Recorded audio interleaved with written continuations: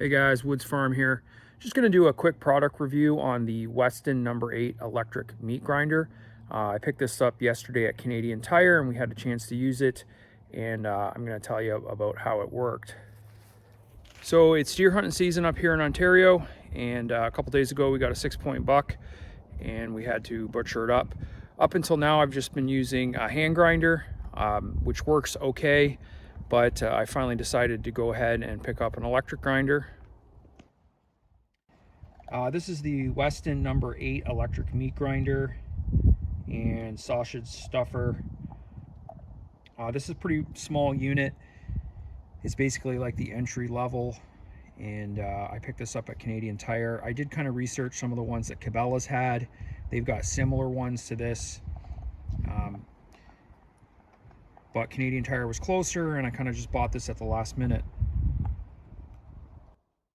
So this is a 3/4 horsepower, and it comes with the sausage attachment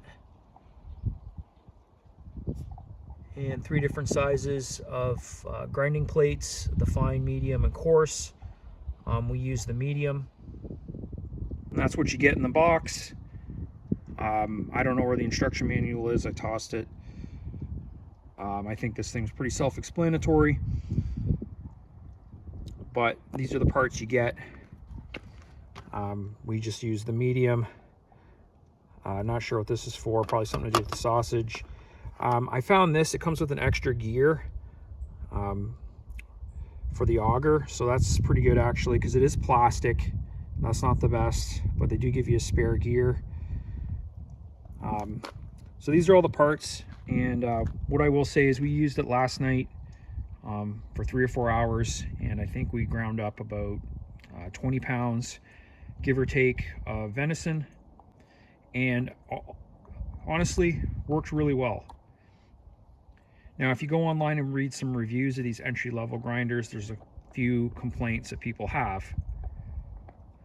I think a lot of that's unfounded and probably user error. Because we had no trouble using this, and it was grinding at kind of the perfect rate for me to kind of trim and cube the meat, so I could, I was trimming the fat and cubing it down, and it was kind of just, I was keeping up with it perfectly. And the advantage, which is what I expected with this, is that it's kind of hands-free, so I'm able to actually trim and cut and feed it while it's running, whereas with the hand crank you kind of have to feed it and crank, and it's kind of either a 2-person job or it's a lot slower. So this was way more efficient. I won't say it was any faster, but just being able to kind of multitask made things go a lot smoother. So people were saying this thing was really slow, and people were saying the motor was smoking and overheating and all this kind of stuff. I'm pretty sure that's just user error. The real trick with this thing is that there's a couple things you got to keep in mind. I don't know, this might even be in the instruction manual, but like I said, to me it's just common sense. The first thing is you want to make sure the chunks are small enough, and I was finding like a 1-inch cube was about the right size. It's got a tray, like that sits on top, and you can see it working. The throat is kind of narrow, and that's where you need that kind of 1-inch cube, because you want it to just kind of drop right down and get picked up by the auger and push through. You do get this kind of this tool here where you can, like, if something gets clogged up, but you don't really need that if you cut the meat into the appropriate size, and you can see it working.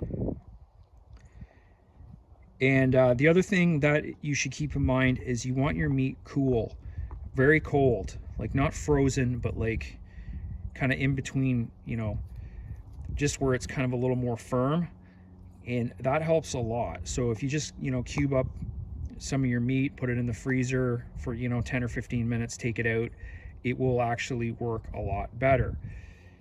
The other thing is to just pay attention to what the machine's doing.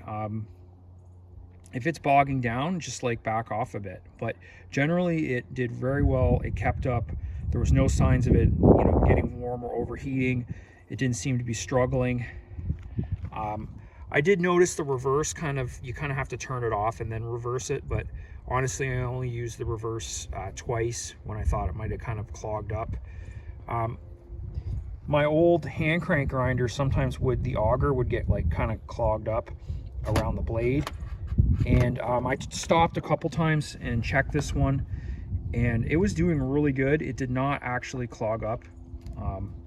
So no complaints there. Now you will notice, I'll just listen to it run there for a second.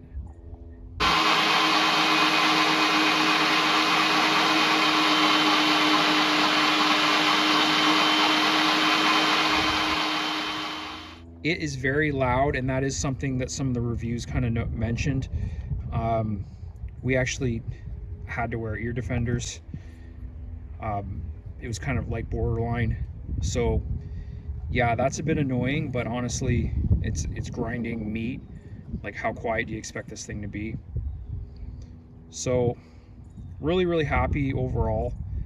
I was a little afraid that it might be too underpowered, kind of for our application, and I might be kind of wasting my money and might need to go up kind of to the next size up, but I think this is going to work fine.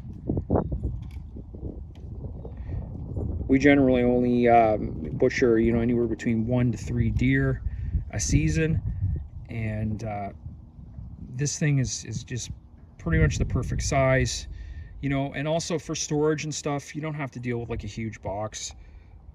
I like that. So overall, I would recommend this grinder, as long as you understand what its capabilities are and you use it correctly. I don't think you're going to have a problem. Okay, so hopefully this review helps. Like I said, as long as you're aware of this unit's capabilities and use it properly, I don't think you're going to have any problems. I'm really glad I picked it up. If you want to see more reviews from the Woods Farm, definitely make sure to like and subscribe.